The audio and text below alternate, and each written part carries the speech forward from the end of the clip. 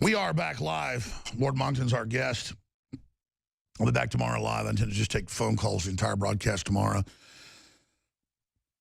The good news is good people, once they get cornered, stand up and kick the ass of the tyrants. The problem is the West has created such fabulous wealth and opportunity that there are all these spoiled brats that have inherited all this, and they sit around bitching. When there are communist rallies now, traffic shut down routinely every week. I can't go anywhere. There's buses by the hundreds of buses, and people running around. They had a black memorial at the state capitol yesterday, and the communists showed up flipping out with their firearms. And the issue is, we fight for that right to have firearms, then they use it even though they want to get rid of it. So here's what I'm trying to get at. It's the best of times, worst of times, the tale of two cities. But those of us that are not tyrants do not seek power. But we have to seek power as a responsibility to protect our families.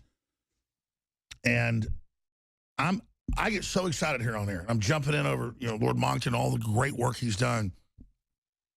Because this is 1,000 times more important than some football game or soccer game. These are horrible people that want to sew up humanity forever, reduce the language to a 1984 level. And I sit back and study their own writings where they're admitting this. It's so cold-blooded. It's so horrific. How could we not defeat it? We're going to go back to Lord Monckton right now. But all I can tell you is this. I was back there with my producers during this break. We have a stack of news articles I'm going to cover on the Nightly News tonight where Democrats are uninviting their children that voted for Trump or not going to Thanksgiving. And I personally have experienced friends that I've known who I tolerated, who I've known for 30 years, tell me, oh, I'm not coming to your party. You voted for Trump. And I'm like, you were a Democrat. I put up with you all these years, was always nice to you, didn't dehumanize you. And I'm like, you know what? I'm never talking to you again. This was your choice. But I love how tolerant libertarians and patriots are, right-wingers, whatever they call us. And then these people are so intolerant. And, I mean, it's bad, folks. I had a guy brandish a gun at me at a restaurant Saturday morning. Before that, someone came over and said, it's on video. We were doing a live stream and said, F you, Alex Jones. They are flipping out. Lord Monckton, what do you make of this? I mean, do you agree with what I'm saying, or where do you see this going? I think this is very, very typical of the left now. They are not, in any real sense, Democrats. They don't believe in the popular vote unless by their power in the media they can manipulate it, and, of course, by massive voter fraud. Even that wasn't big enough to get it for them this time. Yeah, they stole 5 states. Trump still won. I hope they clean up. So Trump still won. And, of course, they're furious. And what should we do about this? What we've got to do is to make it clear to them that they either shape up and sharpen up and get back with democracy and start understanding that the will of the people in a republic that is democratic is sovereign, or they can get out of politics altogether and go and grow vegetable marrows. They can't pretend that they like democracy when they don't. And one of the reasons why they lost is that people are beginning to realize that the left hate democracy because every so often, as it has this time, it allows somebody else a turn at the levers of government, and they are increasingly intolerant of that. It's partly propaganda. It's a cult of power. And universities. And this is where I want to talk about the Freedom Force International Congress. That's right. You've got a big event coming up. Tell us about that. An Inconvenient Live Freedom Force International Climate Conference. That's right. Now, this is taking place at the Marriott Tempe at the Buttes Hotel. It's just a few miles away from Sky Harbor Airport in Phoenix, Arizona, from the 2nd to the 4th of December. And I will be there. And I want to meet as many Alex Jones fans as can get there. So I want you to get hold of the organizers now. You can see the details there on screen, and make sure that you make a booking and come and meet me in Phoenix. There will be some of the most interesting climate professors and scientists there. There'll be lay researchers like me. I will be making a major announcement about this big error that my team have discovered in the climate models, and you take the error away and the climate scare disappears overnight. I'll be explaining all that. This will be a major blowback against this so-called Democrat, but in fact anti-democratic left-wing movement that you see throwing things in the street, setting fire to things. And by the way, what I love, when you say you have a major announcement, it's always huge. I love the fact it's you deliver. Good. Yeah, this one could blow the whole thing out of the water. There's going to be enormous resistance, I think, to getting it published in any peer-reviewed journal, but we're working on that. Sure. And if we succeed, then effectively that's the end of the climate scare. They're all going to have to run away in humiliation. Sure, well, let's put your website on screen for TV viewers, but for radio listeners, you're obviously at whatsupwiththat.com, but scienceandpublicpolicy.org. But like we've won on the science. The authoritarians admit they're losing. They're still moving forward. Let me ask you this. According to the Times of London, the top advisor to Margaret Thatcher, a great lady, and you were seeing this over the horizon for a long time. Now it's here. I don't understand the bad will of the so-called leftists. I don't understand their nastiness. Their own white papers admitting they want to make us poor in WikiLeaks and calling black people dumb scum and just, you know, if I'm going to call somebody a name, I'm going to say it's their damn face. I don't know how we've produced such a group of filth. And I don't want to just call them filth, but we need to decry them like syphilis. I mean, these are nasty, horrible people. Who are they? Let us be even blunter. The truth is that the left today, what they stand for is in every respect evil. It is, to quote the former Chancellor of the Exchequer under Margaret Thatcher, Nigel Lawson, it is wicked. It is evil. It is of the devil, as we say in the Catholic Church. It is, though. It is literally, if you look at all the things they stand for, this climate thing is based on a lie, and a lie is a pretty serious sin against the way the universe is supposed to operate. They favor homosexuality, they favor divorce, they favor abortion. All of these things lead to disruption of lives. They favor non-commitment. All of the things they favor. They favor running up massive debts and destroying the economy. They favor fighting a war against coal to destroy... Yes, why do they love mismanagement and collapse? Why do they love disorder? Because that is the devil. You see, if you go right back to Catholic theology, the ancient Christian theology, there is a clear understanding that there is, just as there is such a thing as absolute good, so as its opposite, there is such a thing as absolute evil. And you can either take the side of the good and try to do the right thing, or you can take the side of evil and try to do the wrong thing. Now, in the past, there were some good points in the left and some good points in the right, and the religion didn't really come into it. That's where I was. Now what you have is a very clear divide between good on the right and wickedness and straightforward, naked evil on the left. And I was talking the other day to Sir Robert Armstrong, who had been the head of the Home Civil Service, Secretary to the Cabinet during most of the Thatcher years. And he used a very interesting word about the Thatcher government. He said it was a good government. I said, what do you mean by good? He said, I mean good in every sense. He said it was morally good. He said, none of you meant anyone any harm. He said, in my experience in working with governments of all stamps, that's unique. He said, normally people get into government and they want to do down some category of their opponents or another. He said there was nothing of that in any of you. He said it was quite remarkable. And this really is the difference between us on the center right and them on the left, that we mean nobody any harm, and they wish harm to many, many, many of their fellow human beings. They wish harm, and they plot to achieve harm.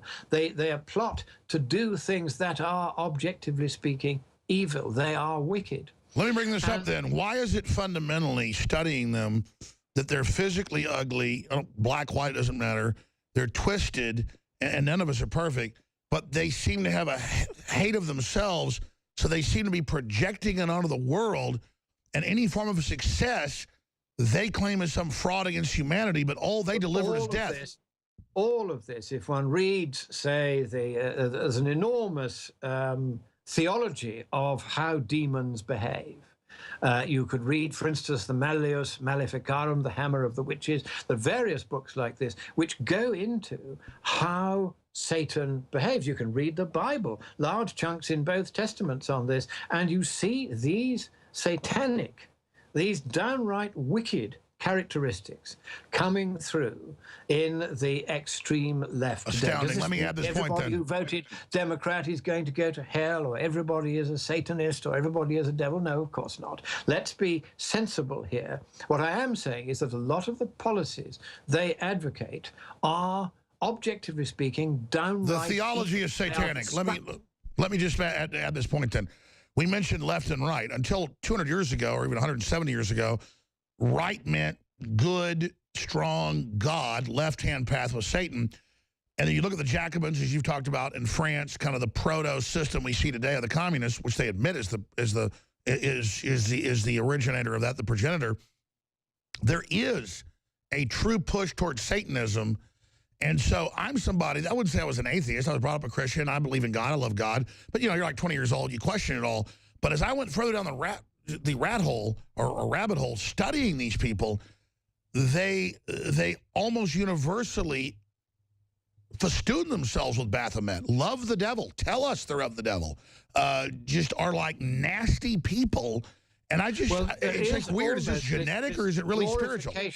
This glorification of wickedness on the left. And I think we've been a little bit too soft. We haven't said what I'm saying now as bluntly and plainly as I am saying it now. And I'm saying this not because I hate them or I wish them harm. I'm saying it because they wish us harm. They wish the world harm.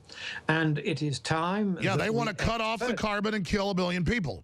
All of that. And they're, you know, they're killing probably a Holocaust at the absolute minimum, possibly 2, every year, because they're denying them electricity. You know, if you'd had the international community now meeting in Marrakesh, last year it was Paris, if you had them meeting instead to make sure that everyone on the planet had an electricity supply and therefore could have a clean water supply, decent sewerage, decent basic healthcare, decent basic education. They could have some light to read by at night for their studies. This could transform the third world countries, lift them out of the kind of perma-poverty that the left has flung them into, and make them as prosperous as we. Let me stop you again. And if that happens, the population of the world will stabilize. The net environmental benefit of doing the kindness to these poor people, of lifting them out of their poverty. This is unqualified a good thing, and yet the implacable opponents of it are the left over and over and over again. And they have diverted the attention of the international community away from sorting out poverty. And by the way, Lord Monckton, and instead they're miring into this climate change nonsense, which is simply a way of, again, trying to destroy the prosperous Western economies to the advantage of nobody. That's right. So adding to this isn't rhetoric. When you really study these people, they're anti-progress, but they want all the wealth and power and innovation. It's just it's a fundamental greediness. And I just can't believe they're so bad. And I think that's our blind spot as decent people. How do we then, if we have this blind spot, what do we do to make sure we defeat them? And what are other countermeasures you see? Where's the next big fight? Because if the world's turning against globalism, turning against Soros, the carbon tax, do they start a new war? Do they find a new Arab Spring? How do they attack us? The next big fight is going to be an internal one in the Western democracies because of the staggering indebtedness that has been caused largely by left-wing policies. And this indebtedness is becoming impossible to sustain. We talked of this earlier. That's going to be the next battleground. And the faction that is going to dominate politics in the next 50 years will be the faction that is able to produce, as we did under Margaret Thatcher, a credible, workmanlike answer to that. I mean, I was approached the other day and somebody said, would you like to be, have a job in the Trump administration? And of course, the one thing that I would like to do in the Trump administration is do what I quietly did for Margaret Thatcher, which is to exercise a steady, quiet, invisible, gentle downward pressure on the spending of the federal government. I know how to do that. I did it for Margaret Thatcher. And that's what I would really like to do for Donald Trump, because otherwise he won't be able to afford his tax-cutting splurge. And he will simply find that, as Ron Reagan found, the indebtedness rises rapidly and you don't end up doing as much good as you wanted. So that's what I would like to do. And that's where the next battleground is going to be. It's on whether or not we can break the grip of the left on the federal finances and get rid of these 93% in the District of Columbia who voted for Clinton, pull in some people from outside who are not committed to communism, and try to reform the federal finances, because otherwise the money is going to run out. Sure, and if you read all that far from now, I mean, it's very difficult. You asked me earlier how long will it be, but it won't be long from now. And the danger, if America continues down her present route of massive overspending and therefore continually having to cut things she once spent money on, like defense, is that America is gradually becoming weaker and weaker around the world. You Sure, have let me Russia, add this. I'm going to skip this final break. Siberian gas becoming very prosperous. You have paying anti-fracking groups in Europe to make sure they can go on overcharging the Europeans for their gas to keep the Russian military going. You have China, massive military expansion. We have to match that so that they realize they cannot simply trump Sure, us. Lord Monckton, we're almost out of time here. I got a minute or two left with you. Just as a nationalist position, the communist Chinese are the biggest killers in history against their own poor people. Yeah, I don't know if you saw it, but it literally has been in every major newspaper. I got one this Saturday and it was on the cover. China demands U.S. stop online hate. This is the biggest censors, the biggest murderers ever. They're saying shut down alternative media, shut down Alex Jones, shut down Matt Drudge, shut down DrudgeReport.com, Infowars.com. The 15 attorney generals are meeting wanting to arrest Mark Moreno and you. This is in newspapers. They're doing this with a straight face, and we're sitting here watching all this. So looking at this and their open authoritarianism, to me it's otherworldly. If the communist Chinese are in the Wall Street Journal ordering our government to shut down the new media because we're kicking their ass, and Obama's giving speeches all over the world saying, well, Trump got elected because of fake media, and he even says this by name now, so does Hillary. That is just over the top wild. I mean, it shows they want to go full authoritarian, which tells me it also shows one thing from which you should take both comfort and pride, Alex, and that is that you did make a material difference to the vote. You're speaking out in favor of freedom, okay. As you know, I tease you from time to time because you go over the top. But given the pressure under which we on the centre-right are being put, one forgives you that. But you and those like you, like Matt Drudge and so forth, like Steve Bannon, of course, and Breitbart, who had the courage to buck the trend of universal Marxism in the media, the Marx stream media, and instead to give an alternative view, which won't necessarily always be congenial to China. Well, that's what freedom is all about. And because of you, Alex Jones, and because of InfoWars and Prison Planet, because of these enterprises of freedom that you have set up as a voice of freedom, it is because of this voice of freedom that freedom has found itself again, and that's why Trump got elected. So don't feel upset that they attack you. That when they attack you, then they're paying you the compliment of saying it was you that helped to put Trump where he is. And you can bet that Steve Bannon knows this, that Trump knows this, that people like Myron Ebell, you know, the team he's gathering around him, they know this.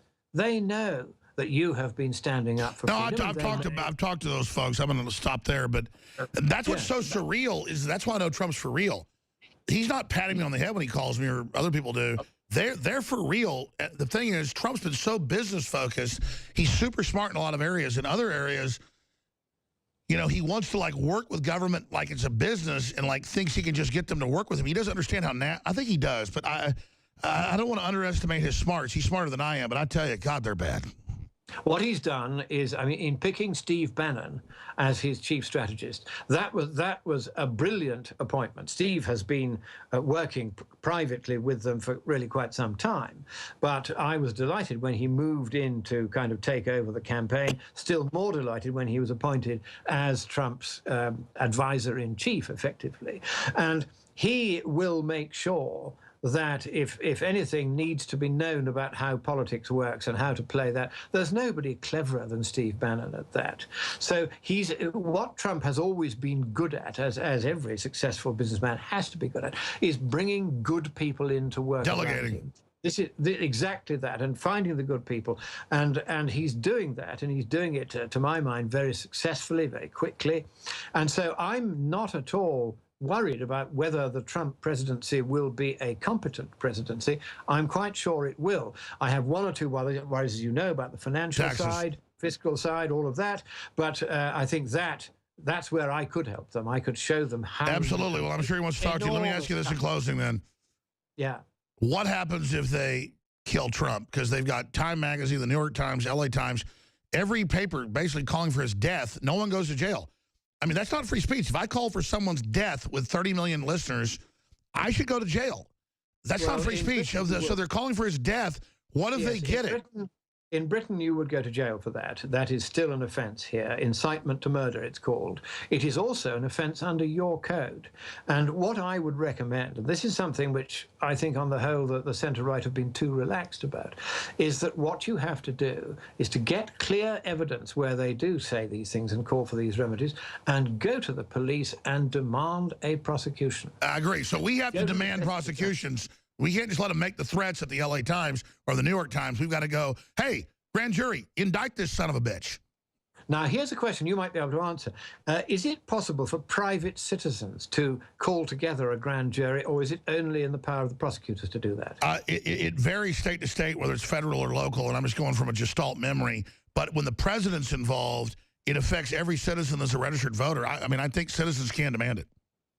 Well, if we can demand and impanel a grand jury, I have a long list of crimes they need to look at, including all these death threats to Trump, which are being made in papers like the Los Angeles Times. Hell, they're death threatening me every 10 seconds. Well, that too, every time that happens, nobody does it to me because they know I go straight to the police. And they know that if anyone tries to make a death threat against me, they'll find themselves in jail in 2 shakes of a duck's tail. They don't dare. And the problem is that you have... So you're right. We can't roll over to it. We've got to press charges. You have to press charges, and you have to start working this jury system. You see, in Britain, we have the right of private prosecution. If I want to prosecute the state, I can. I've done it on a couple of occasions, and I won on both. You got Al Gore's film thrown out. That was a civil matter, but we can go and initiate a criminal prosecution. Now, the Supreme Court took away that right. It's a very essential right to freedom from American citizens about 100 years ago, I think. And you need to get that right back. But I am told, and this is why I wanted to know a bit more about the impaneling of grand juries, if that is something that can be done at the initiative of private citizens, that is another way of achieving... Sure, private citizens can make a filing, and then grand juries are supposed to look at it. More and more county prosecutors try to hide that, but that is a common law remedy. Well, if that is your right, then I think there's a number of things. I don't know whether you've come across the case of Mr. Finicum, who was, I think, murdered by the FBI. Oh, yeah, and the jury found the folks not guilty. Yeah, it was horrible murder. I didn't like the look of that, I must say. I was asked to look into it, and I have looked into it, and so far I am minded to set up an international commission to examine what happened on that day, because there are some very clear gaps in the official... Oh, there's video. They shot the car up for no reason. And we're not trying to have war with the feds, but... So there's a lot of this going on. Of course, there's still the matter of Mr. Obama's birth certificate, where Mr. Trump, for various reasons of expediency, decided that he would no longer bang on about that one. But It is bogus. That one needs to be dealt with. The grand jury, on being confronted with the evidence that the sheriff's office has now amassed, would, I think, be virtually certain to indict. And so I think that these are some of the things that if we want to fight evil, we must fight them with the weapons of good. And one of the weapons of good is the law courts. That's right. Lord Monckton, thank you so much. Scienceandpublicpolicy.org. Great interview. Amazing. We'll be back in the 4th hour. Stay with me. Infowars.com/show. Spread that link. They hate this broadcast.